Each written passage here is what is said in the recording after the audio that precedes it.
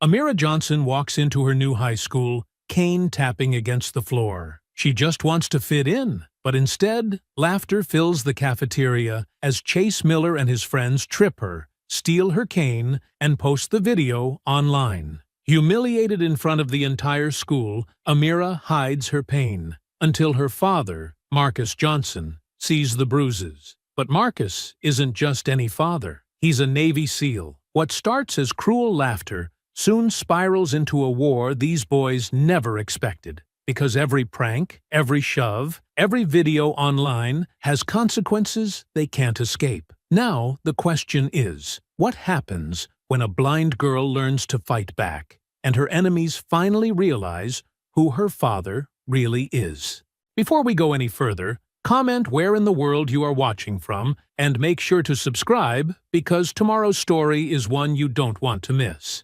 The morning air bit through Amira Johnson's jacket as she approached the entrance to her new high school. Her white cane swept back and forth across the concrete, each tap echoing in the crisp autumn breeze. The sounds of students chattering and lockers clanging filtered through the double doors ahead. Amira took a deep breath, squaring her shoulders. She'd done this before. New school, new building, new challenges. Her fingers tightened around the familiar grip of her cane as she pushed through the heavy door. The hallway assaulted her senses with its cacophony of sounds. Squeaking sneakers on linoleum, loud conversations bouncing off metal lockers, and the shuffle of hundreds of feet. Amira focused on the tap of her cane, using it to build a mental map of her surroundings. 3 steps forward. Slight right turn. 20 paces to the first classroom. "Oh my God, look at her!" A girl's voice whispered nearby, not nearly quiet enough. "I can't believe they're letting a blind kid just walk around by herself. What if she runs into something?" Another voice answered with a snicker. "Or someone." Amira's jaw clenched, but she kept moving. The whispers weren't new. They followed her everywhere, like shadows she couldn't see but always felt. She concentrated on counting her steps, on memorizing the subtle changes in floor texture that would help her navigate later. "Hey," a soft voice said to her left. "Do you need help finding your first class?" Amira turned toward the voice. Gentle, genuine, without the usual undertone of pity she'd grown to recognize. "I'm okay, thanks," she replied, more curtly than she'd intended. "I can manage." "I'm Leah," the voice continued, undeterred. "If you change your mind, I'm happy to help. No pressure, though." Something in Leah's tone made Amira pause. "I appreciate it," she said, softening slightly. "But I need to learn the layout myself." The morning classes passed in a blur of new voices, new spaces to memorize, and the constant undercurrent of whispered comments. By lunch, Amira's head was pounding from the effort of processing everything around her. The cafeteria was the worst, a massive space full of echoing voices and the clatter of trays. She made her way carefully between tables, counting steps, and listening for gaps in the noise that might indicate an empty seat.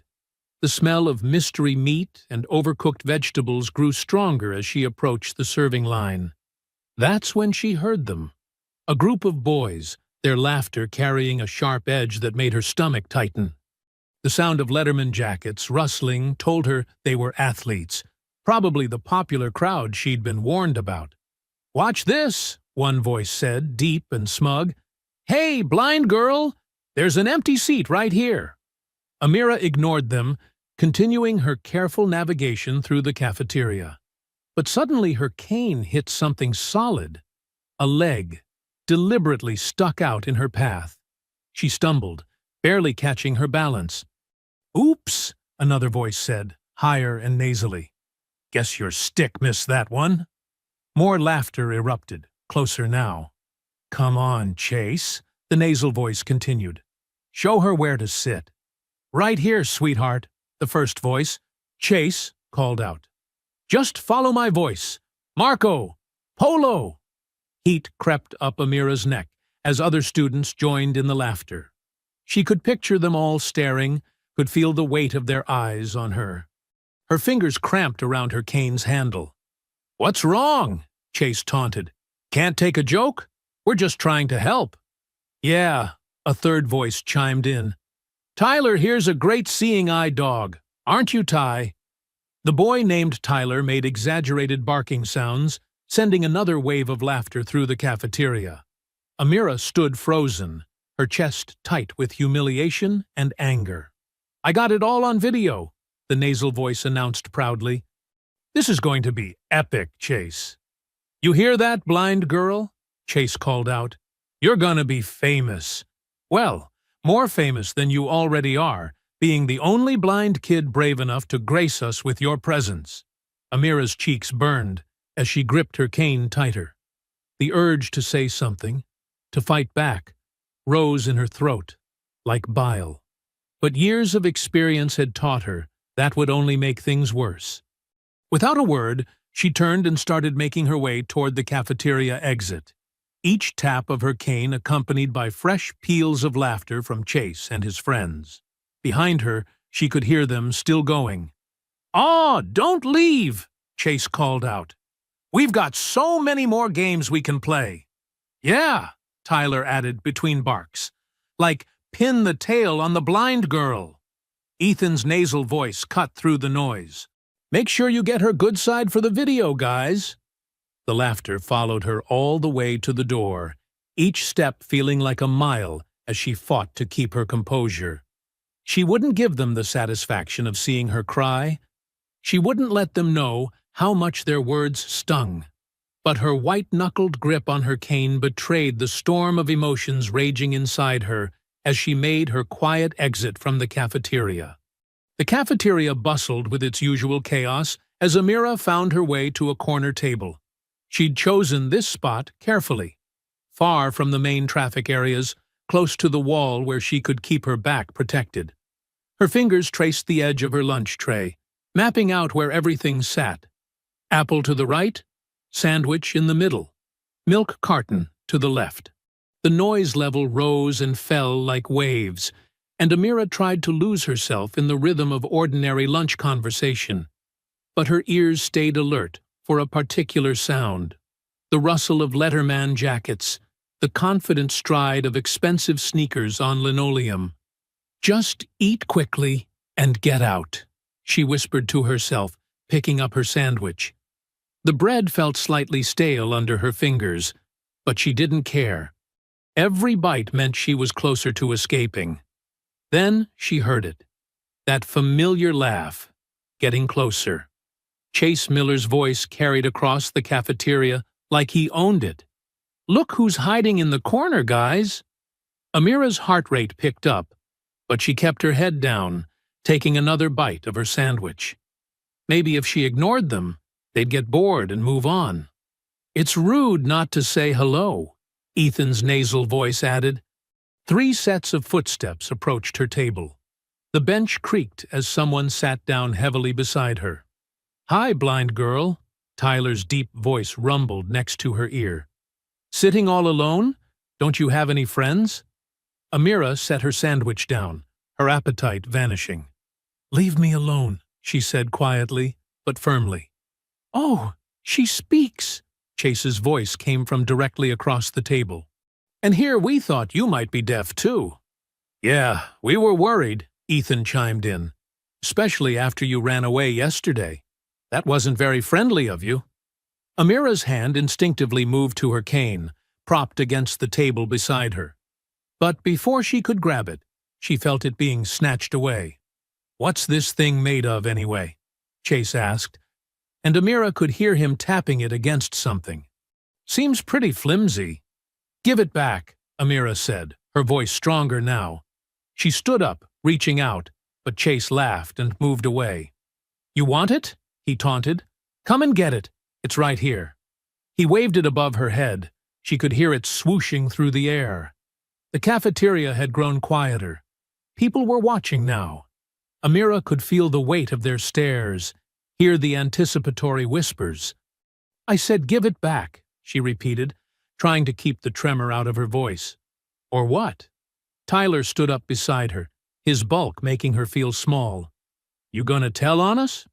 "Maybe she'll use her super hearing powers," Ethan suggested with a laugh. "That's a thing, right? Blind people get superpowers to make up for being broken." Amira's fists clenched at her sides. "I'm not broken," she said through gritted teeth. "Could have fooled me," Chase replied. There was a sudden movement, and Amira's lunch tray went flying. She heard the clatter of plastic hitting the floor, felt drops of milk splash against her legs. The cafeteria erupted in laughter. Somewhere in the distance, she heard a teacher's voice call out half-heartedly, "All right, everyone settle down." "Oops," Chase said, not sounding sorry at all. "Looks like you made a mess. Better clean that up." Amira stood frozen, humiliation burning through her body. She could hear phones clicking, people taking pictures or videos, documenting her shame for their entertainment. "Come on, guys," another teacher called out, sounding bored. "Let's keep it down." "Here's your stick back," Chase said, and Amira's cane clattered to the floor somewhere near her feet. She knelt down, hands shaking as they searched the sticky floor. Her fingers brushed through spilled milk, squashed fruit, and the remains of her lunch before finally finding the familiar grip of her cane. "Oh, look!" Ethan's voice came from above. "She's cleaning it up just like we asked. Such a good girl." More laughter rippled through the cafeteria. Amira grabbed her cane and stood up quickly, but her shoe slipped in the spilled milk. She stumbled, catching herself on the table's edge. Her arms scraped against something sharp, probably a bolt sticking out from the bench. "Everyone, back to your lunches," a teacher finally intervened, but the damage was done. The cafeteria buzzed with excited chatter, phones still clicking away. Amira clutched her cane to her chest and turned, walking as quickly as she dared toward the exit. She could hear Chase and his friends high-fiving, their victory celebration echoing in her ears. The hallway felt endless as she counted her steps to the nearest bathroom. Inside, she found her way to the last stall, locked the door, and finally let herself break down. Hot tears rolled down her cheeks as her fingers gently probed the tender spot on her arm where she'd hit the bench. A bruise was already forming. She could feel the raised bump under her skin. The bathroom door creaked open, and Amira held her breath, trying to silence her sobs. Footsteps moved past her stall, accompanied by giggling voices discussing what had just happened in the cafeteria. She waited until they left, before letting out a shaky breath. Her fingers traced the bruise again, as fresh tears fell.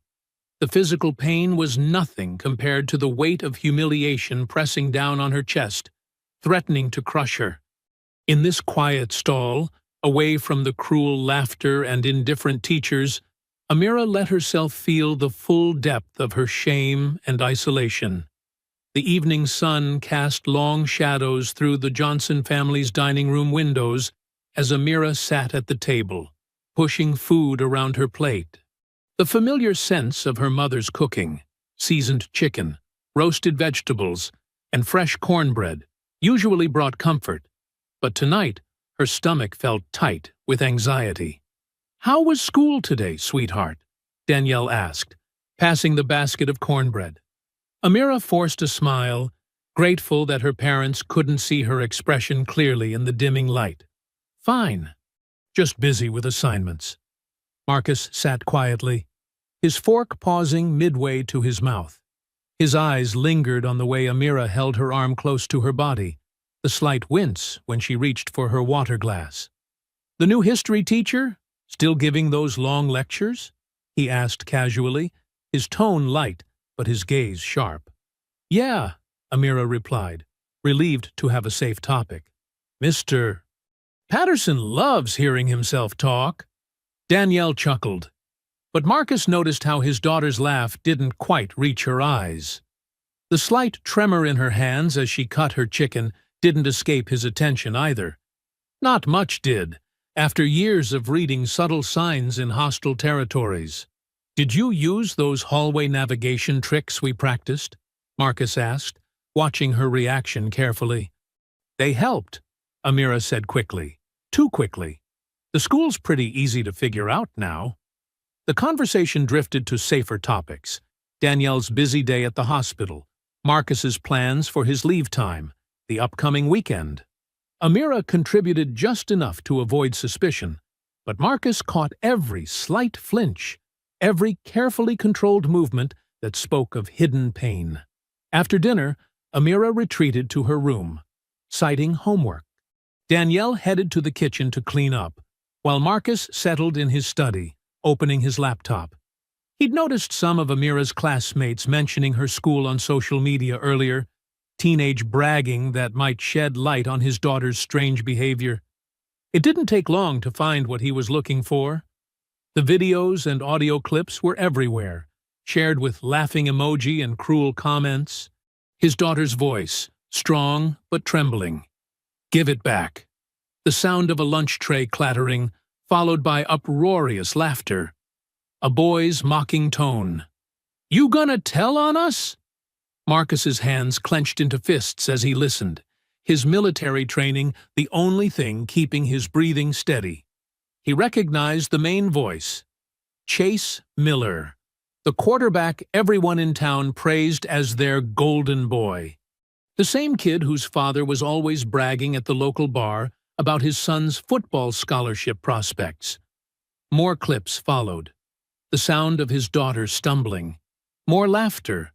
Phones clicking to capture her humiliation. Teachers' voices in the background, barely intervening. The comments under the posts were worse. Jokes about his daughter's blindness, racist remarks hidden behind "just kidding" and "no offense." Marcus closed his laptop slowly, deliberately, the way he used to clean his weapon after a mission. His jaw tightened as pieces clicked into place. The bruises, the forced smiles, the careful way she held herself at dinner. His daughter, his bright, strong girl, was being tortured at school while adults looked the other way. He moved through the quiet house, footsteps silent from years of training. Outside Amira's room, he could hear the soft sound of muffled crying. His heart clenched. How many nights had she cried alone, thinking she had to handle this by herself? Marcus knocked gently on her door. "Amira, can I come in?" There was a quick shuffling sound, then Amira's voice, slightly hoarse. "Yeah, Dad." He opened the door to find her sitting on her bed, hastily wiped tears still visible on her cheeks. Her phone lay face down beside her, probably playing the same cruel videos he'd just discovered. Marcus sat down next to her, the bed dipping slightly under his weight. The bruise on her arm was more visible now in her short-sleeved pajamas, a dark mark that made his combat-trained muscles tense with protective anger. "I heard what happened today," he said softly, watching as Amira's shoulders stiffened. "And I suspect it wasn't the first time." Amira's hands twisted in her lap. "I didn't want to worry you and Mom," she whispered. "You're both so busy, and I thought I could handle it." Marcus placed his hand gently over hers, stilling their nervous movement. "You don't have to fight this alone anymore." The next morning, before the sun had fully risen, Marcus's gentle knock roused Amira from sleep. "Time to get up, sweetheart," he called softly through the door. Amira groaned, her hand finding her clock. "Dad, it's 5:30. Best time to train. Meet me in the backyard in 10 minutes. Confused but curious, Amira pulled on sweatpants and a hoodie. The morning air was crisp as she carefully made her way down the back steps, her cane tapping against the wooden boards. "Leave the cane by the steps," Marcus said. His voice came from the center of their small yard, where the grass was still wet with dew. "Come to me. Listen to my voice." Amira hesitated, then set her cane down. She took tentative steps forward, arms slightly extended. "Stop." Marcus's command was firm but gentle. "Don't reach out. Listen. What do you hear?" Amira stood still, focusing like her dad had taught her during their nature walks. Your breathing. It's coming from about 15 feet ahead. And your shoes. They're squeaking a little on the grass. Good. Now, I'm going to walk around you. Tell me where I am based on sound alone. His footsteps moved slowly, first to her left, then behind her, then right. Amira turned her head, tracking him. You're circling me. Now you're at my 4 o'clock. Now 6. Now 9. Excellent. In a crowded space like your school cafeteria, footsteps tell you everything. Let's practice something else. I'm going to try to grab your arm. Very gently. Your job is to step away when you hear me coming. For the next 20 minutes, Marcus approached from different angles. At first, Amira flinched and moved too late, but gradually she began to anticipate his movements, stepping aside just as his hand would have reached her. You're getting it, Marcus praised.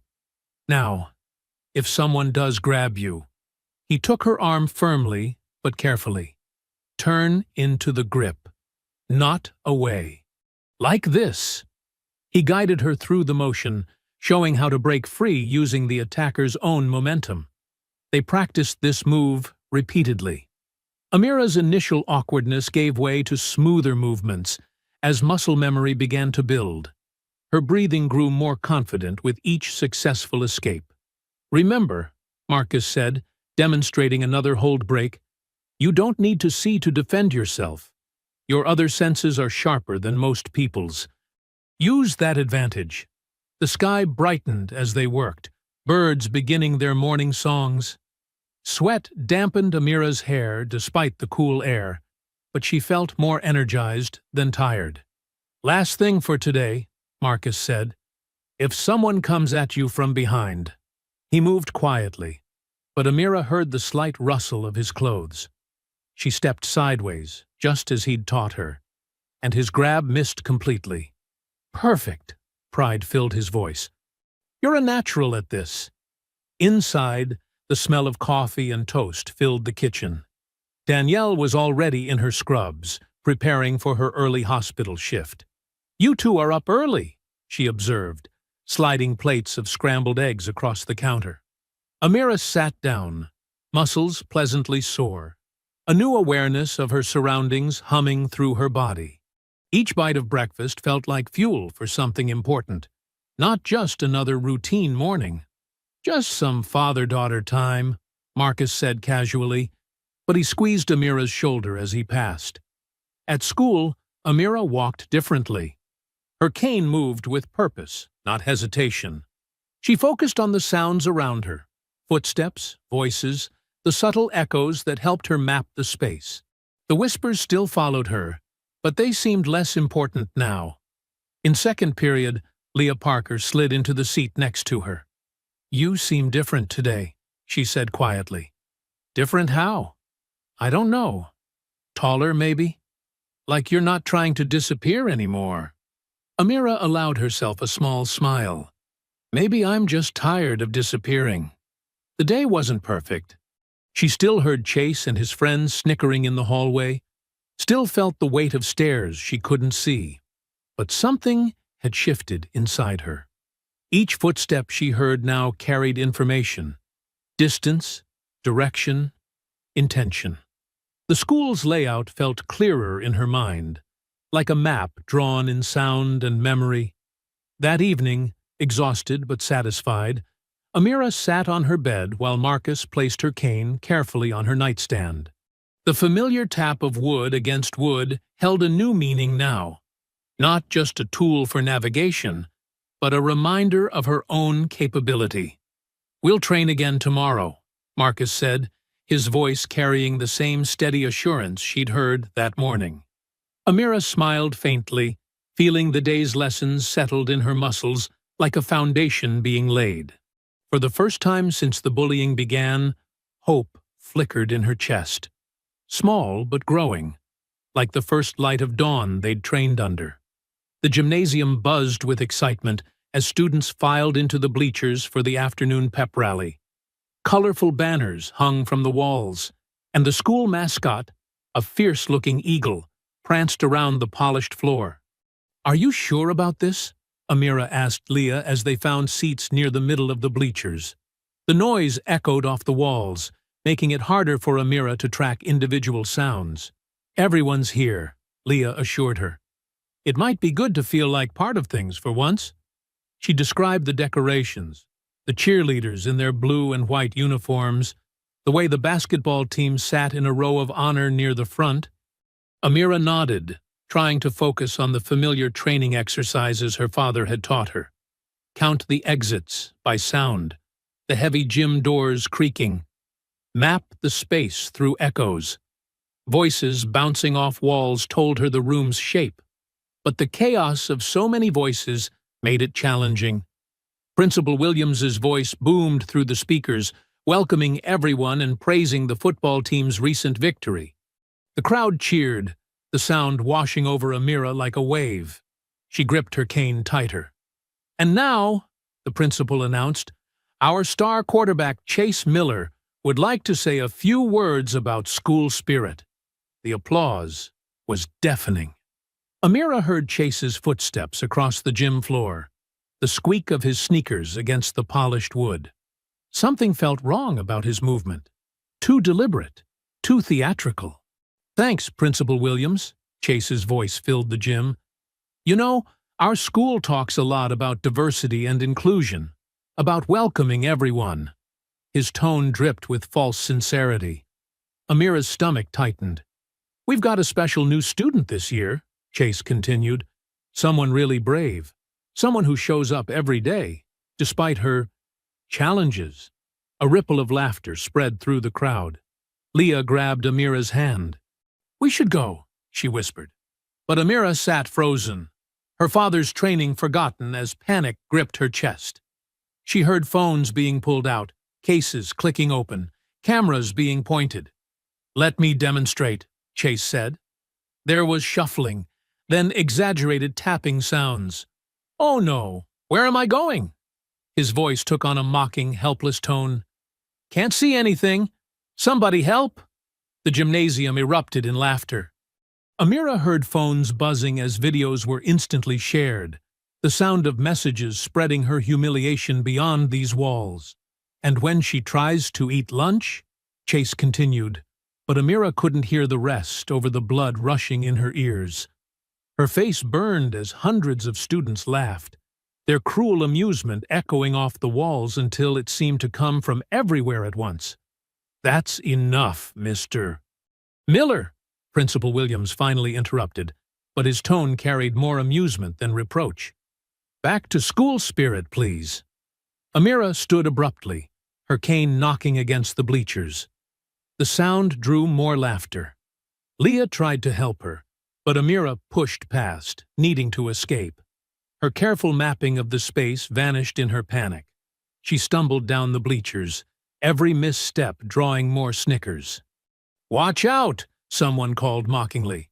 "Oh, wait, she can't!" The rest of the day passed in a blur. Amira sat through her classes, hearing whispers and giggles, the sounds of videos being rewatched and shared.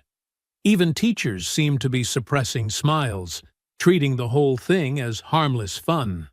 At home that evening, Amira sat cross-legged on her bed, her phone's screen reader delivering blow after blow. Social media exploded with clips from the pep rally, each share and comment cutting deeper. "OMG, did you see this?" the robotic voice read. "Chase is hilarious. Best pep rally ever. That blind girl's face, though." The phone kept reading comments, each one making Amira's shoulders hunch further. Videos auto-played in succession, forcing her to relive the moment over and over. Chase's mocking voice, the crowd's laughter, her own stumbling escape, all preserved forever online. A floorboard creaked in the doorway. Amira didn't need to ask who it was. She recognized her father's breathing, the subtle weight of his presence. Marcus stood silently, watching his daughter curl into herself as the phone continued its cruel recitation. "Everyone loved it," the screen reader announced another comment. "Chase Miller, legend!" Amira felt the rage radiating from her father, a controlled fury that seemed to make the air thicker. She heard his fingers flex, imagined his jaw clenching as another video started playing. The sound of Chase's exaggerated tapping filled her small bedroom. Marcus's breathing changed, slower, more deliberate, the way it did when he was containing strong emotion. Neither of them spoke as the videos continued, each replay driving home how public, how permanent this humiliation had become. A notification sound pinged. "Now trending in your area," the screen reader announced. Another wave of shares, more cruel comments. Amira's fingers trembled as they moved across the screen, unable to stop herself from scrolling through the growing mountain of mockery. Marcus remained in the doorway, his silence more potent than any words. His daughter's pain filled the space between them, along with the echoing sounds of her public shame playing again and again through the phone's speakers. The morning sun filtered through the kitchen windows as the Johnson family gathered around the breakfast table. The local news played on the small TV mounted on the wall, its volume low but clear enough to hear the anchor's voice.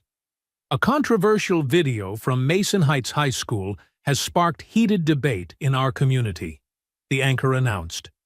The familiar footage began playing. Chase Miller at the microphone, his exaggerated movements, the crowd's laughter echoing through the gymnasium. Amira's hands wrapped tightly around her coffee mug, the warmth failing to stop her fingers from trembling.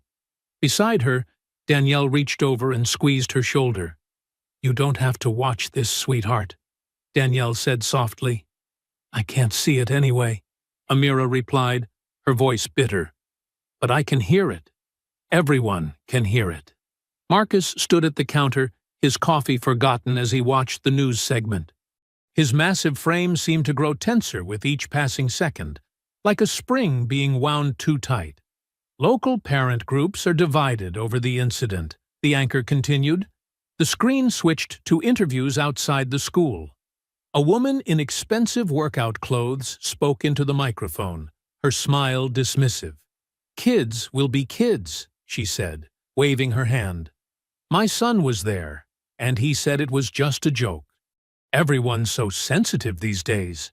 "That's Karen Miller," Amira said quietly. "Chase's mom." Marcus's coffee mug clicked sharply against the counter. Danielle shot him a warning look, but his eyes remained fixed on the screen. Another parent appeared, this one more hesitant. "It wasn't right," the man said, glancing nervously around. "But maybe it's better not to make a big deal out of it. You know how these things can get blown out of proportion." The segment ended with Principal Williams assuring viewers that the school was reviewing the situation. His practiced smile never wavered as he spoke about learning opportunities and teenage growth. "Turn it off," Marcus said, his voice controlled but carrying an edge that made both Amira and Danielle look up. Danielle reached for the remote, and the kitchen fell into heavy silence. Later that morning, Marcus pushed a shopping cart through the local grocery store, his movements precise and measured. The whispers followed him down every aisle. "That's the blind girl's father," a woman muttered to her friend by the produce section. "You know, from that video? I heard they're threatening to sue the school." Another voice drifted from the cereal aisle. "Always stirring up trouble." Marcus selected items with careful control, his military training evident in how he maintained his composure. At the meat counter, he overheard two men in golf shirts talking loudly enough to be sure he could hear. "These people move to our town and expect special treatment," one said. "My boy's on the football team with Chase. Says the girl's got an attitude problem." "What do they want?" the other replied. "The kid was just having fun. Now they're trying to ruin his future over a joke." Marcus placed his order for chicken breasts, his voice perfectly level. The butcher, an older man with kind eyes, wrapped the meat with extra care. "My granddaughter's in your Amira's class," he said quietly, handing over the package. "She told me what really happened. It wasn't right, what they did." Marcus nodded, accepting both the meat and the small gesture of support. As he turned away, he caught more whispered comments. "Did you see how big he is? No wonder they're all walking on eggshells. Someone needs to tell them this isn't that kind of neighborhood." At the checkout, the cashier, a young black woman, scanned his items with deliberate slowness. "My little brother showed me that video," she said softly. "Made me sick to my stomach. Some folks around here think they can do whatever they want." Outside the store, Marcus loaded the groceries into his car, every movement controlled and precise. A group of teenagers in red varsity jackets lounged by the entrance, their laughter cutting off as they noticed him. One nudged another, whispering something that made them snicker. Marcus drove home, his knuckles white on the steering wheel.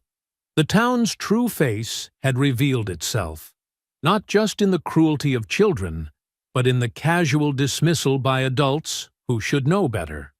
That evening, after Amira had gone to bed, Marcus sat at the kitchen table with Danielle. The day's grocery receipts lay forgotten between them as he cleaned his service knife, an old habit that helped him think. "You heard them today," he said, his voice low and steady. "All those people defending those boys, making excuses, treating our daughter like she's nothing." Danielle nodded, her nurse's hands wrapped around a cup of tea. "It's not just about the video anymore," she agreed. "It's about who gets to hurt people and get away with it." Marcus tested the knife's edge with his thumb, his movements precise and measured. "They think their money and status put them above consequences. They think their children can humiliate our daughter, and we'll just accept it." "What are you thinking?" Danielle asked, knowing her husband's tone. Marcus set the knife down, meeting his wife's eyes across the table. His voice carried the weight of absolute certainty as he said, "This isn't just bullying. It's entitlement, and it ends now."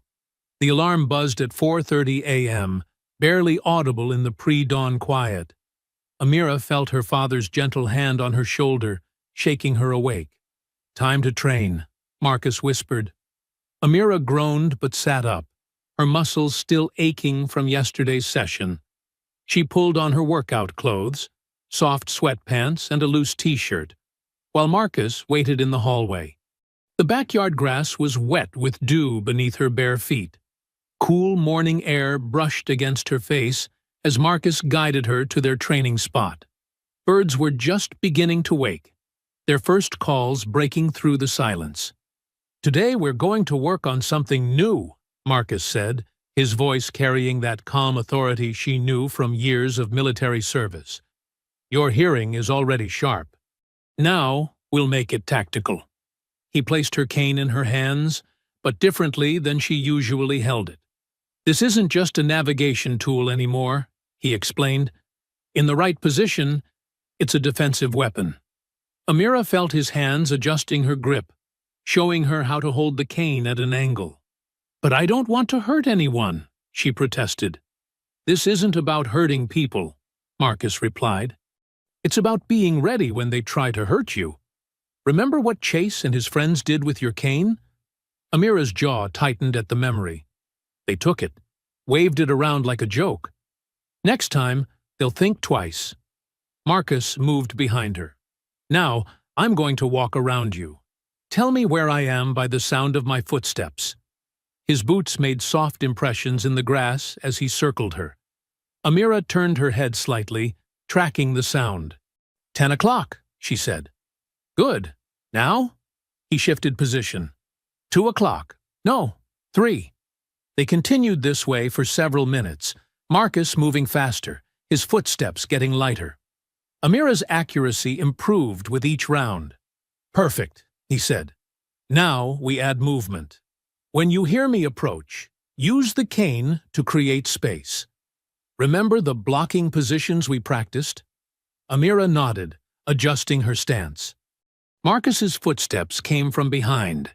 She pivoted, bringing the cane up in a smooth arc that caught his approaching arm. "Excellent!" Pride filled his voice. "Again, but faster this time." They moved through the drills as the sun began to rise. Amira's movements became more fluid, more confident. The cane felt different in her hands now, not just a tool for navigation, but an extension of her strength. After an hour, the back door opened. The smell of coffee and bacon drifted out as Danielle called, "Breakfast is ready." Inside, Amira sat at the kitchen table, her body tired but humming with energy. She could hear her mother moving around the kitchen, placing plates down. "You're getting really good out there," Danielle said, squeezing Amira's shoulder as she passed. "I was watching from the window." "Dad's a good teacher," Amira replied, reaching for her fork. The bacon was crispy, just how she liked it. "Your mother was pretty good with a scalpel in nursing school," Marcus added. "Maybe we should get her out there too." Danielle laughed. "I'll stick to bandaging up your training bumps and bruises." They ate together, the kitchen warm with morning light and family conversation. For the first time in weeks, Amira felt her shoulders relax. The whispers and stares at school still waited, but they seemed less powerful now. "I have something for you," Marcus said after breakfast. He pressed a small object into her hand. Smooth, cylindrical, about the size of a lipstick tube. "What is it?" Amira ran her fingers over it. "A personal alarm," he explained. "Military grade. If anyone tries to take your cane again, press the button. It's loud enough to wake the dead." Amira slipped it into her pocket, touched by his thoughtfulness. The weight of it was reassuring, like carrying a piece of her father's protection. The rest of the day passed in a blur of classes and quiet hallways. Amira noticed she was walking differently now, head high, cane moving with purpose. A few times she heard Chase and his friends nearby, but their usual taunts seemed subdued. That night, lying in bed, Amira's muscles ached from the morning's training. But it was a good ache, the kind that meant getting stronger. Her fingers found the personal alarm on her nightstand, then moved to her cane propped against the wall. Both felt different now. Not symbols of disability, but tools of empowerment. For the first time since starting at Mason Heights High, she smiled as she drifted off to sleep. The bullies' laughter still echoed in her memory, but it was fainter now, overshadowed by the sound of her father's patient instruction and her mother's proud words. Tomorrow would bring more challenges, more whispers, more sideways glances. But tonight, in the quiet of her room, Amira felt something she'd almost forgotten. Hope. The crackling of burning wood mixed with teenage chatter as Amira stood at the edge of the party, her cane tapping nervously against the ground. Heat from the bonfire warmed her face, and she could smell burning marshmallows and hear the pop of opening sodas. "I'm glad you came," Leah said beside her, describing the scene. "There's probably 40 people here, all spread out around this huge fire pit." Amira nodded, still unsure about accepting the invitation. After weeks of training with her father, she felt stronger, but public spaces still made her uneasy. The sound of Chase's familiar laugh cutting through the crowd didn't help. "Want some hot chocolate?" Leah asked. "I can grab us both some from the drinks table." "Sure," Amira said, grateful for Leah's friendship. "I'll wait here." As Leah's footsteps faded, Amira focused on mapping the space around her. The fire pit was about 15 feet ahead, its heat helping her gauge distance. Groups of students clustered in circles, their conversations creating a map of sound she could navigate. Then the atmosphere shifted. The chatter nearest her died down, replaced by whispers and snickers she knew too well. Heavy footsteps approached, 3 sets, moving with purpose. "Well, look who decided to grace us with her presence." Chase's voice dripped with mock courtesy. She could smell his cologne, too strong and too close. "Leave me alone, Chase," Amira said firmly, remembering her father's lessons about projecting confidence. "Or what?" Tyler's deep voice came from her left. "You'll wave your stick at us?" Ethan's laugh came from the right. "Hey, everyone, Watch this. It'll be epic. The familiar sound of his phone camera starting made Amira's stomach tighten. Rough hands grabbed her shoulders, pushing her forward. The heat of the fire grew stronger. Someone, Tyler, by the grip strength, knocked her cane aside. "Careful there, blind girl," Chase taunted. "Fire's pretty hot. Better watch your step." The crowd had gone quiet, waiting for the show. Amira could hear Leah's voice in the distance, calling out in protest, but she was too far away. Another push brought Amira closer to the fire's heat. Her heart raced, but her mind was clear. She could hear Chase's breathing to her right, smell his cologne. Tyler's heavy presence was behind her, while Ethan's excited whispers came from slightly further back. Just like training. Track their positions. Use their movement against them. Chase's hand reached for her arm. She heard the rustle of his jacket. Felt the air shift. Perfect. In one fluid motion, Amira sidestepped, her hand catching his wrist, just as her father had taught her. She twisted, using Chase's own momentum to pull him off balance. His surprised grunt confirmed she had him. "What the—" Chase started, but Amira was already moving. She dropped her weight, pulling down and forward while sweeping her leg back. Chase's feet left the ground. The impact of his body hitting the dirt sent vibrations through the earth she could feel through her bare feet. The crowd gasped. Someone whispered, "Holy shit." Tyler lunged forward. His footsteps were heavy, predictable. Amira pivoted, blocking his grab with her forearm and pushing him back. He stumbled, cursing. "Someone get this on video!" a voice called out. "Already am," Ethan replied, excitement making his voice crack. Chase groaned from the ground. "My wrist! You crazy by—" "Choose your next word carefully." Amira cut him off, her voice steady. She had retrieved her cane and stood in a ready stance, just as she'd practiced countless times in her backyard. The party had gone completely silent except for the crackling fire and Chase's labored breathing. Amira could feel dozens of eyes on her, but for the first time, they weren't staring at her blindness. They were seeing her strength. "You're dead, Johnson," Chase spat. But his voice wavered. "You hear me? Dead." "No, I'm not," Amira replied calmly. "And everyone here just watched you try to push a blind girl into a fire. How's that going to look on Ethan's video?" More whispers rippled through the crowd. Footsteps approached quickly. Leah, slightly out of breath. "Amira, are you okay?" Leah's hand touched her shoulder.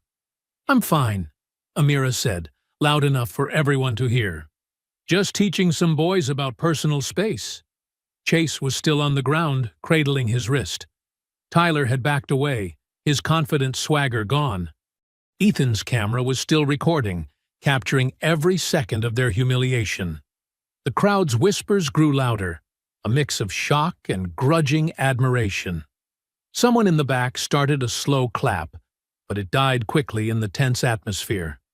"My father's going to hear about this," Chase threatened, but his voice was small now, wounded pride mixing with physical pain.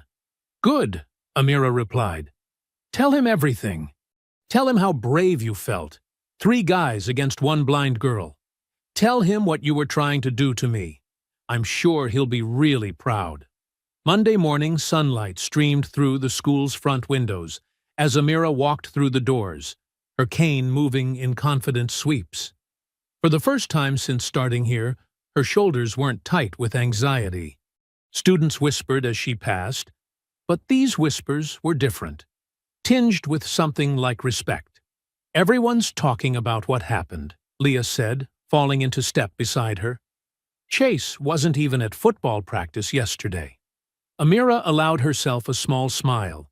Maybe he needed time to nurse his bruised ego. The first period bell hadn't rung yet, when a secretary's voice crackled over the intercom. "Amira Johnson, please report to Principal Harris's office immediately." The smile faded from Amira's face. Leah squeezed her arm. "Want me to come with you?" "No, I'll be okay," Amira said, though her stomach churned. She'd expected some fallout, but not this soon. The office carpet muffled her cane's taps as she entered. Voices drifted through Principal Harris's open door. Angry, demanding voices. She recognized Chase's father's baritone from football games. "Come in, Miss Johnson," Principal Harris called out. His voice had that forced cheerfulness she hated, the kind adults used when they were about to do something unfair. The office smelled of coffee and leather. Multiple people shifted in their seats as she entered, at least 3 others besides the principal, based on the sounds. "Please sit down," Principal Harris said. "We have Mr. and Mrs. Miller here, as well as our school resource officer." Amira's fingers tightened on her cane as she found the empty chair. A police officer. Her father's warnings about authority figures rang in her ears. "Miss Johnson," Mr. Miller spoke first, his voice tight with barely controlled rage. "Would you care to explain why you assaulted my son Saturday night?" "I defended myself," Amira said clearly. "Chase and his friends were pushing me toward a bonfire. There are witnesses." "That's not what Chase told us," Mrs. Miller cut in. "He said you attacked him without provocation. You broke his wrist. He might miss the rest of the football season." Principal Harris cleared his throat. "We've reviewed the situation carefully. Several students have given conflicting accounts of what happened." "There's video," Amira said. "Ethan was recording the whole thing." "Yes, well," Principal Harris shuffled some papers. "The video we've seen only shows the actual incident, not what led up to it. And regardless of provocation, we have a zero-tolerance policy for violence." Amira's heart sank. She knew that tone. They'd already decided. Everything else was just ceremony. "Given the serious nature of Chase's injury," Principal Harris continued, "and considering the tension this has created, we feel it's best if you take some time away from school. For your own safety, of course." "You're suspending me?" Amira's voice cracked. "But they were the ones who—" "1 week," Principal Harris said firmly, "during which time we expect things to calm down. Officer Brooks here will escort you to clean out your locker." "This is completely unacceptable." Leah's voice suddenly burst from the doorway. She must have followed despite Amira's assurance. "Everyone knows what Chase and his friends did. They've been bullying her for weeks." "Young lady," Principal Harris's chair creaked as he stood, "this meeting is private. Please return to class." "No!" Leah's voice shook with anger. "This isn't right. They tried to push her into a fire. They filmed it for fun, and you're punishing her." "That's enough," Officer Brooks spoke for the first time, his boots heavy on the carpet as he stood. "Miss Parker, return to class now, or you'll be joining your friend in suspension." Amira heard Leah's frustrated exhale, then retreating footsteps. The silence that followed felt suffocating. "Your parents will be notified," Principal Harris said, his voice returning to that false pleasantness. "You can return next Monday. We trust there will be no further incidents?" The threat in his voice was clear. Amira stood slowly, her whole body trembling with anger and humiliation. "No, sir. No further incidents." The walk to her locker felt endless. Officer Brooks's presence behind her made her skin crawl. Students whispered as they passed, and this time the whispers held no respect, only pity. When she got home, her mother was waiting, having left work early after the principal's call. They sat in silence until Marcus's car pulled into the driveway. Amira heard his measured footsteps, the controlled way he opened and closed the front door. She could feel the fury radiating from him as he entered the kitchen. "Tell me everything," he said quietly. "Every detail." Amira recounted it all. The Millers' accusations, the principal's dismissal of the video evidence, the threat beneath his words. Her voice grew stronger as she spoke, anger replacing humiliation. The scratch of Marcus's knife and fork against his plate was the only sound as they ate dinner. When he finally set them down, the soft clink seemed to echo through the kitchen. "If they want to play this game," he said, his voice low and dangerous, "then we'll play it my way." Marcus Johnson woke before dawn, his military habits kicking in automatically. He sat at the kitchen table, his laptop open, a fresh cup of black coffee steaming beside him. The house was quiet, except for the soft hum of the heating system. He opened a new document and began typing with methodical precision. Years of mission planning had taught him the value of organization. Each incident needed documentation.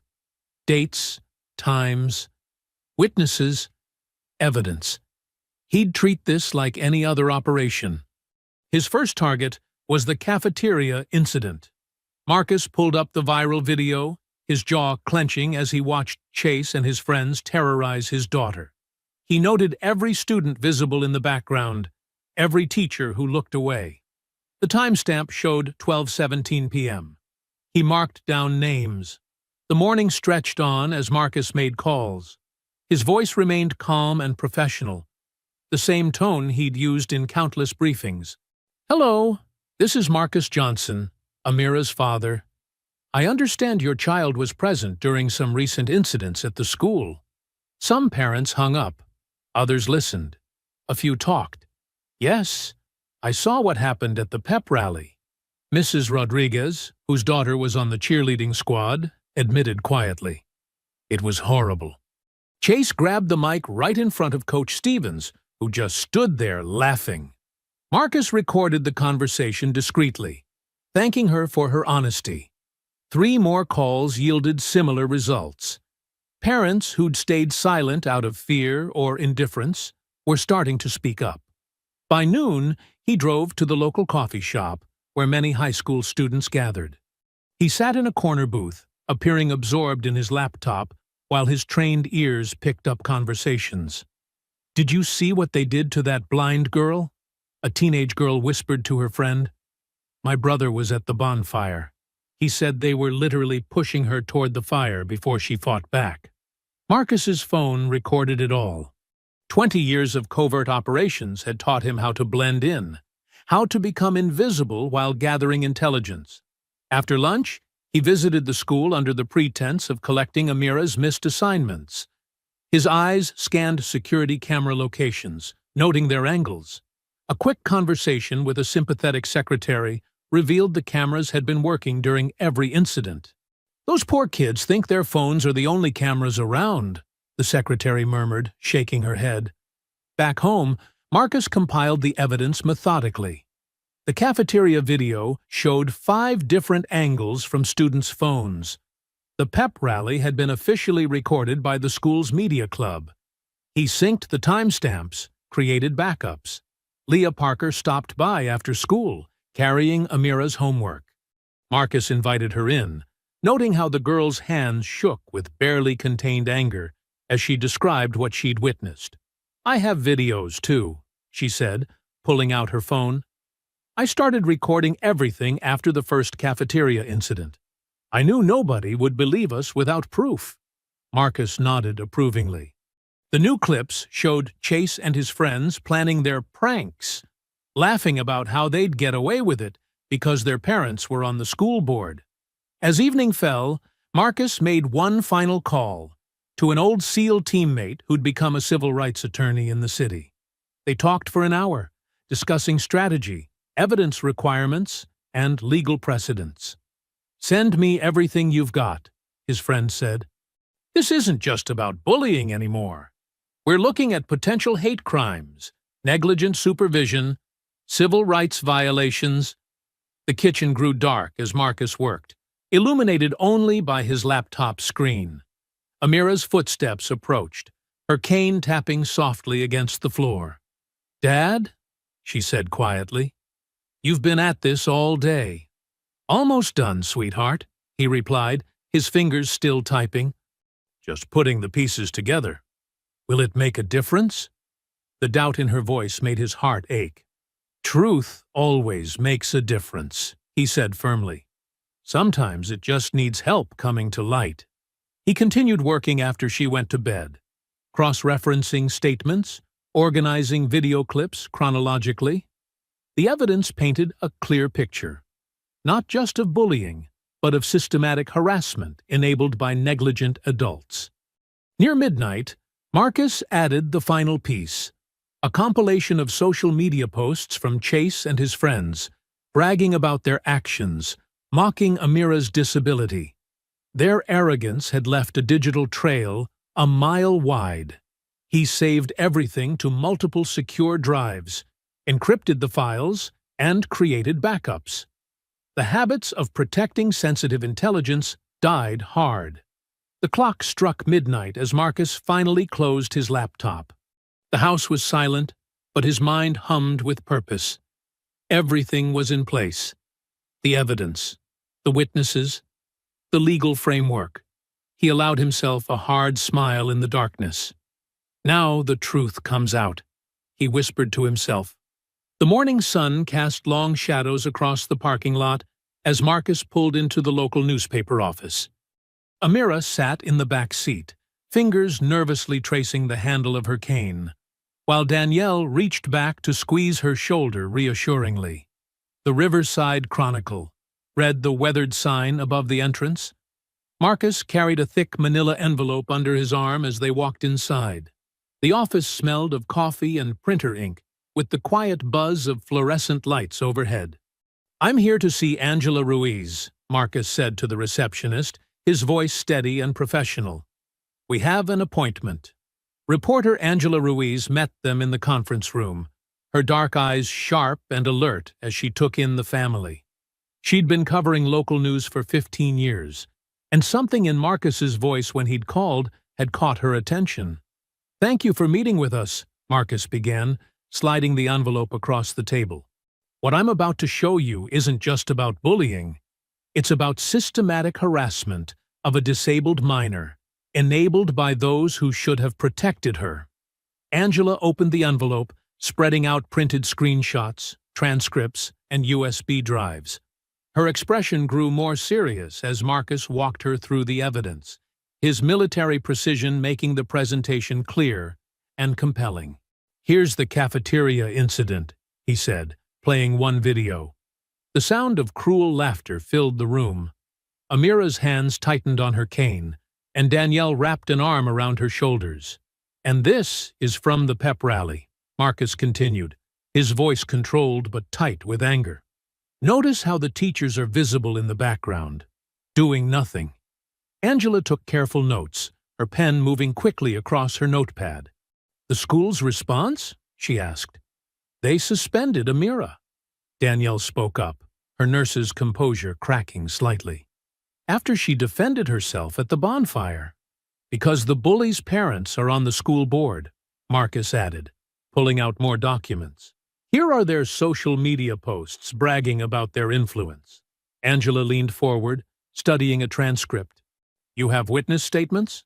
7 parents willing to go on record," Marcus confirmed, "plus 18 student witnesses, and a civil rights attorney ready to file suit." The morning light grew stronger outside as they continued. Angela asked pointed questions, her journalistic instinct recognizing the magnitude of the story. This wasn't just about one incident, it was about power, privilege, and the failure of institutions. "The story runs tomorrow," Angela finally said, gathering the evidence carefully. "Front page. We'll need to interview Amira, if she's willing." She looked directly at the teenager. "Your voice matters in this." Amira nodded slowly. "I want to speak," she said quietly, but firmly. "I'm tired of being silent." They spent another hour with Angela, Amira describing her experiences while Marcus and Danielle provided supporting details. The reporter's fingers flew across her keyboard, capturing every word. By late afternoon, word was already spreading through town. Marcus noticed the whispers as they stopped for groceries. Phones buzzed with text messages as parents and students who'd seen the family at the newspaper office spread the news. "Did you hear about the Navy SEAL dad? They're going after the school board. I heard they have videos." The grocery store clerk, whose daughter attended the high school, gave them a quiet nod of support. "It's about time someone stood up to those families," she murmured as she bagged their items. At home, the evening settled around them like a held breath. Danielle cooked dinner while Marcus helped Amira with her homework, maintaining their routine despite the building tension in town. The tick of the kitchen clock seemed louder than usual. After dinner, Marcus and Amira sat on the front porch, listening to the crickets and distant traffic. The air was cool, carrying the scent of autumn leaves. Amira's cane rested across her lap, her fingers absently running along its length. "Dad?" she said softly. "Yes, sweetheart?" "Will it really work?" Her voice held equal measures of hope and doubt. Marcus was quiet for a moment, choosing his words carefully. He thought about missions overseas, about long operations where justice seemed distant, but eventually arrived. He thought about the evidence carefully gathered, the witnesses ready to speak, the truth finally emerging into light. "Justice doesn't always come easy," he said finally, his deep voice carrying the weight of experience. "But it always comes."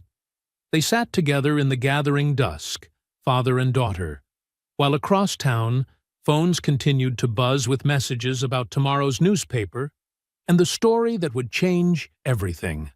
The morning sun had barely risen when the local news anchor's voice filled the Johnsons' living room.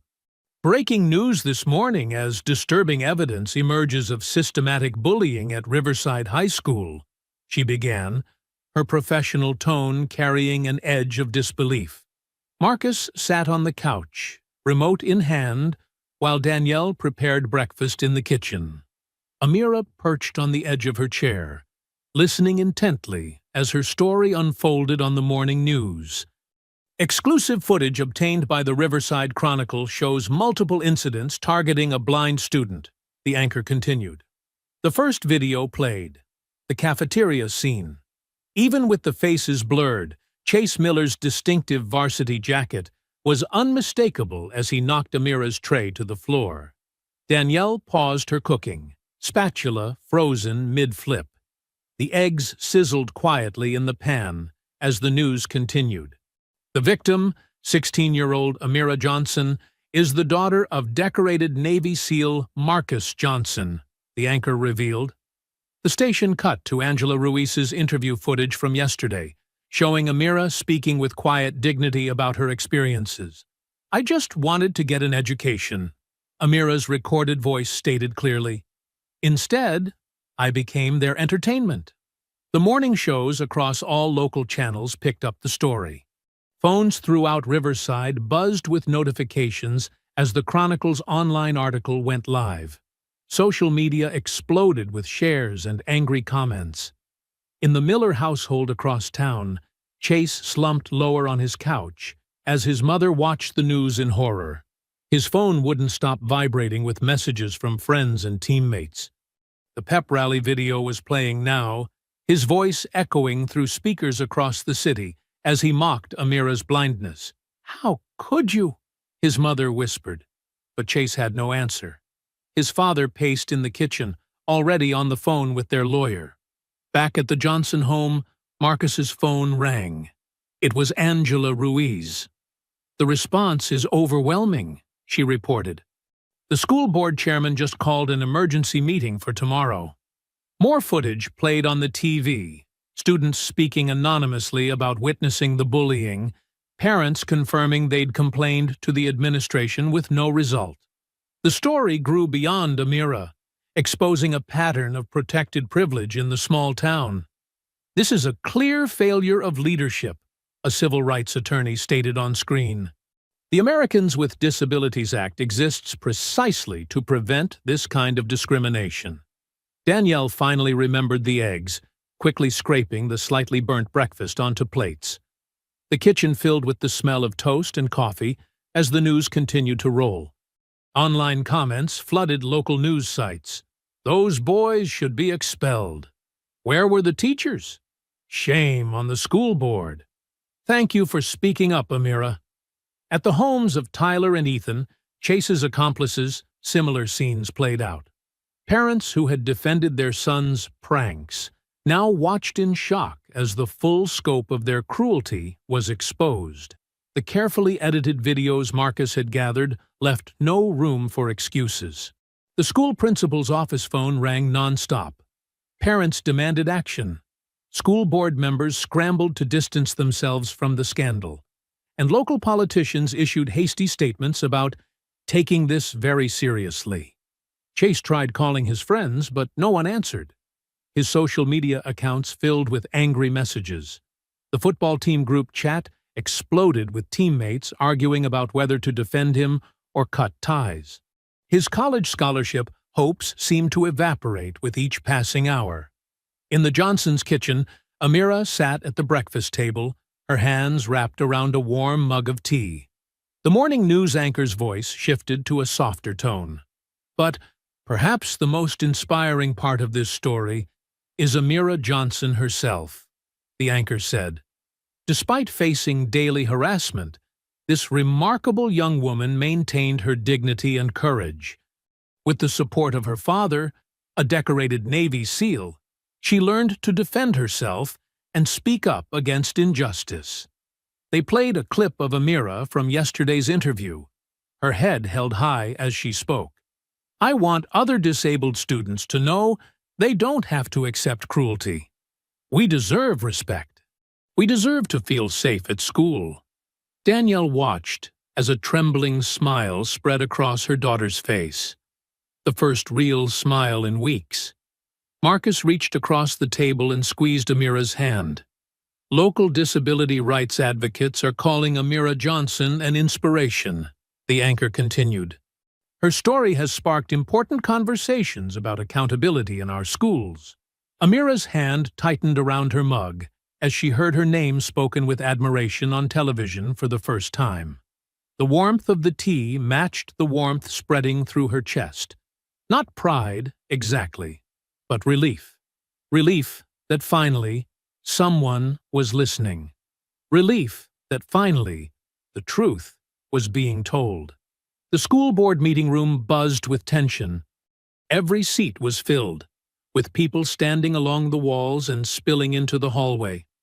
Under the harsh fluorescent lights, the 7 board members sat behind their elevated desk, faces grave. Amira sat in the front row between her parents, her white cane across her lap. Behind them, scattered whispers filled the room as Chase Miller and his friends huddled with their families on the opposite side. Their expensive lawyers shuffled papers nervously. Board Chairman Richard Peterson cleared his throat. "This emergency session will come to order." His gavel crack echoed through the suddenly silent room. "We're here to address serious allegations of systematic bullying at Riverside High School." Marcus Johnson stood first when called, his Navy SEAL posture commanding immediate attention. He moved to the podium with measured steps, placing a thick folder before him. The room grew impossibly quieter. "My daughter Amira transferred to Riverside High School 2 months ago," Marcus began, his voice steady and controlled.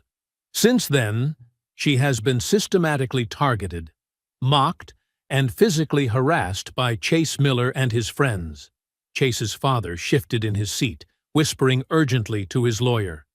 But Marcus continued, methodically presenting his evidence. Security camera footage from the cafeteria played on the wall screen, showing Chase stealing Amira's cane. Next came cell phone videos from multiple angles of the pep rally incident. "Mr. Miller claims his son was just joking around," Marcus said, his calm tone carrying an edge of steel. "I ask you, is this what passes for humor in Riverside?" He played the audio of Chase mocking Amira's blindness, the cruel laughter echoing through the room. Chase's mother stood up, her voice shrill. "This is being blown out of proportion. They're teenagers!" Marcus turned slightly toward her, his expression unchanging. "Ma'am, I've served in war zones. I know the difference between teenage pranks and targeted cruelty. Your son recorded and shared videos of himself humiliating a blind girl.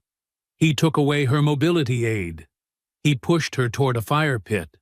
Murmurs rippled through the crowd. Chase sank lower in his seat as Marcus played more footage.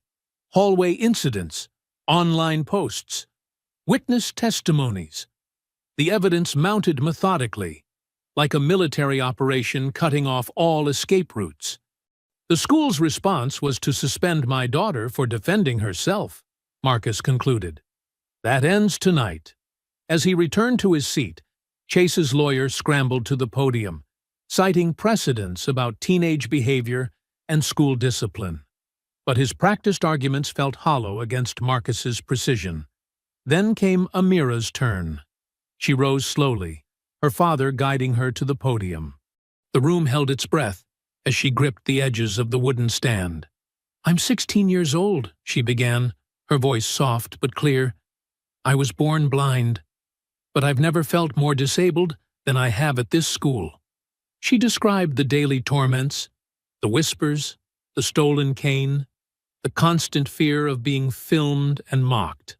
"The worst part wasn't the bullying," Amira continued, her voice growing stronger. "It was how everyone watched and did nothing. Teachers walked away. Students laughed. When I finally stood up for myself, I was punished." In the audience, several teachers looked down at their hands. A few students wiped tears. "I'm not here for revenge," Amira said. "I'm here because the next disabled student who comes to this school deserves better. We all deserve better." As she returned to her seat, the crowd's silence felt different, heavy with shame and recognition. Witnesses came forward next. Leah Parker described watching the cafeteria incidents. Other students admitted their role in sharing the videos, their voices shaking with regret. A former teacher revealed she'd reported Chase's behavior multiple times, but was told to let boys be boys. Chase's father tried to interrupt, but Chairman Peterson silenced him with a sharp gavel crack. The evidence was overwhelming, the pattern undeniable. The board members conferred quietly while the room waited. Chairman Peterson's voice cut through the tension. "All those in favor of immediate expulsion for Chase Miller, Tyler Roberts, and Ethan Cooper, raise your hand." 7 hands rose without hesitation.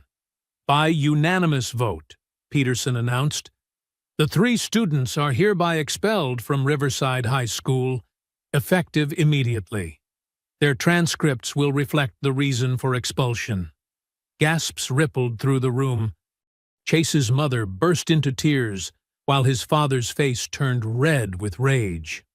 Tyler and Ethan's families sat frozen in shock as the reality sank in. Their sons' futures, once so certain, now carried a permanent mark.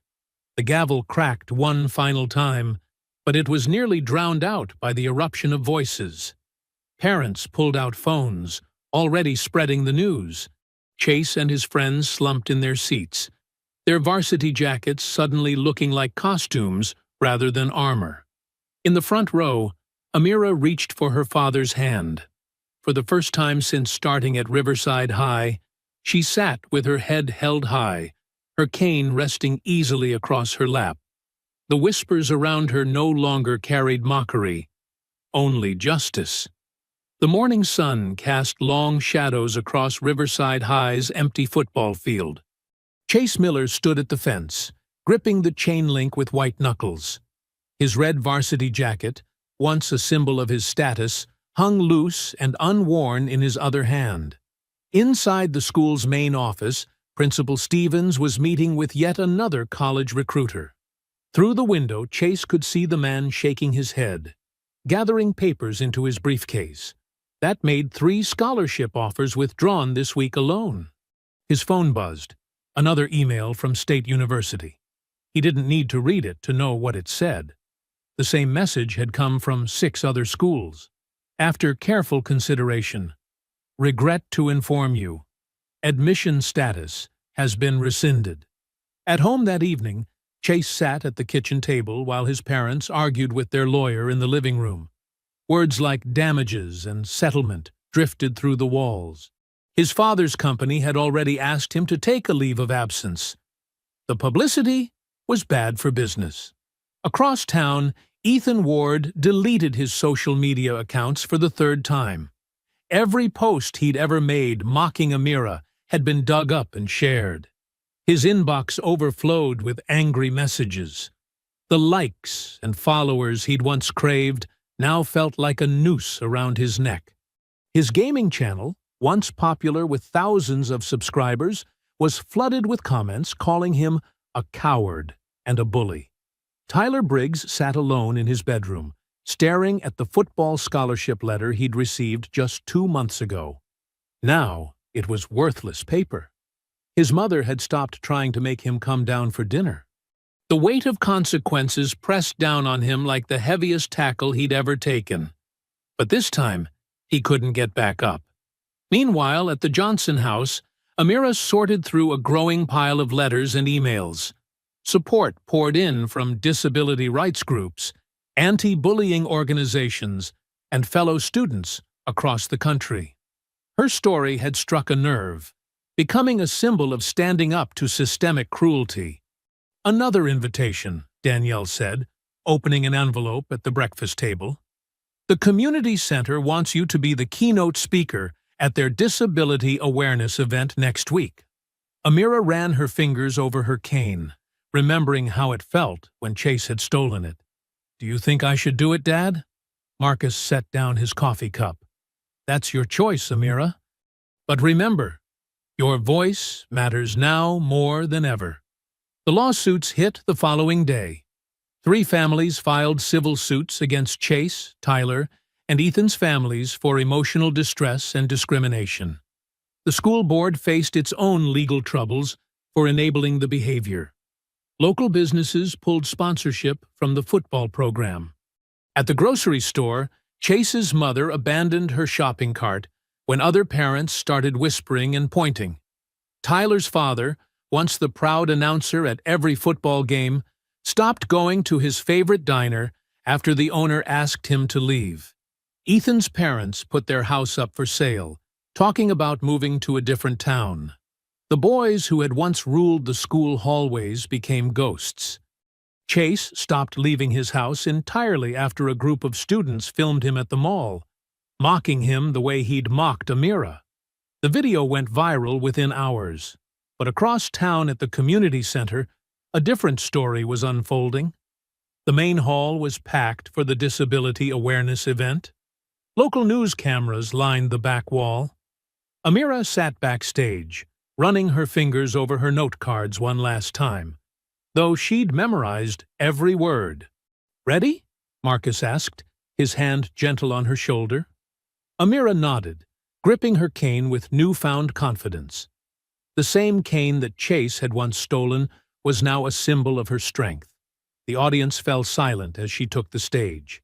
Under the bright lights, Amira found her place behind the podium. Her cane tapped softly against the wood as she adjusted her position. "My name is Amira Johnson," she began, her voice clear and strong. "2 months ago, I was the girl being mocked in viral videos. Today, I'm here to talk about dignity, justice, and the power of standing up for yourself." In the front row, Marcus watched his daughter with pride swelling in his chest. Gone was the girl who had cried in bathroom stalls. In her place stood a young woman whose voice commanded respect. "Bullies thrive on silence," Amira continued. "They count on victims staying quiet, on bystanders looking away, on authority figures making excuses. But silence is a choice. And sometimes, the bravest thing we can do is break it." The audience leaned forward, captivated. Among them sat Leah, who now led an anti-bullying group at school. Several teachers who had once looked away were there too, their expressions thoughtful and ashamed. "My father taught me that strength isn't about physical power," Amira said, her voice carrying to every corner of the room. "It's about standing your ground, speaking your truth, and refusing to let anyone dim your light." Marcus sat straighter in his chair, his military bearing softened by fatherly pride. The audience hung on every word as Amira described her journey from victim to advocate. Her story was no longer just about bullying.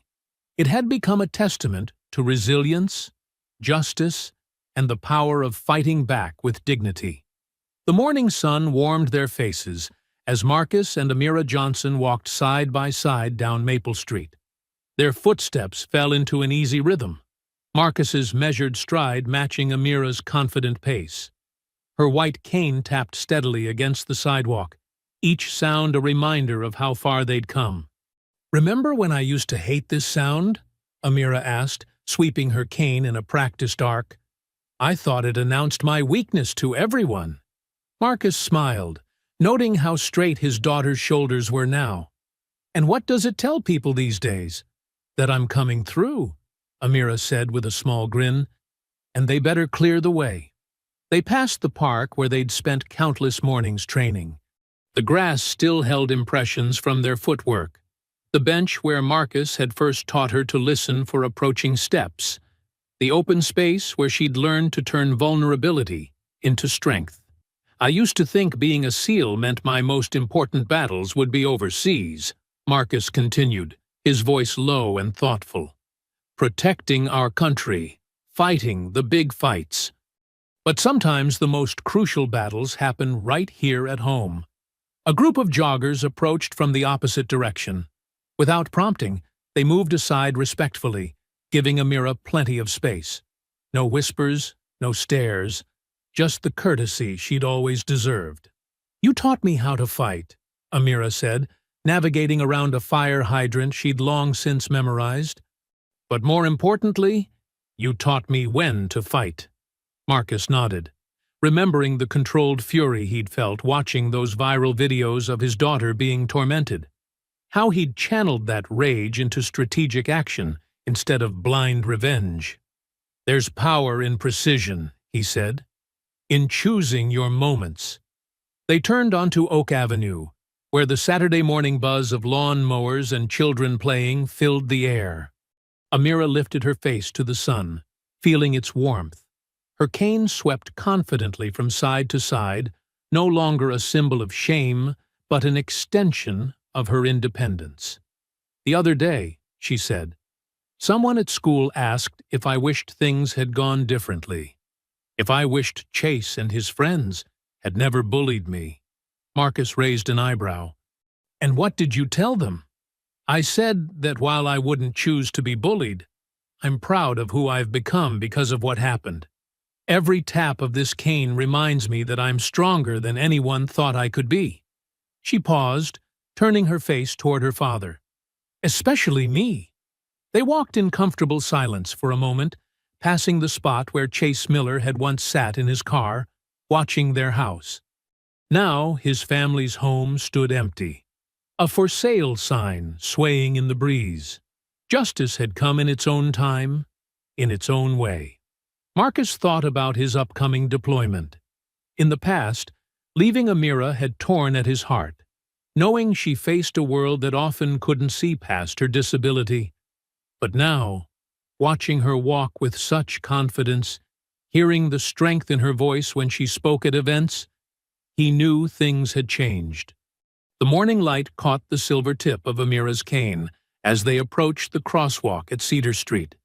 Traffic hummed nearby, cars slowing respectfully as they noticed the father and daughter waiting to cross. Amira's hand found Marcus's arm, not out of necessity, but connection. Her head tilted slightly, listening to the pattern of vehicles with practiced attention. The same skills that had once helped her detect approaching bullies now guided her safely through each day. "I can hear it, Dad," she said confidently, squeezing his arm. "I know when to step."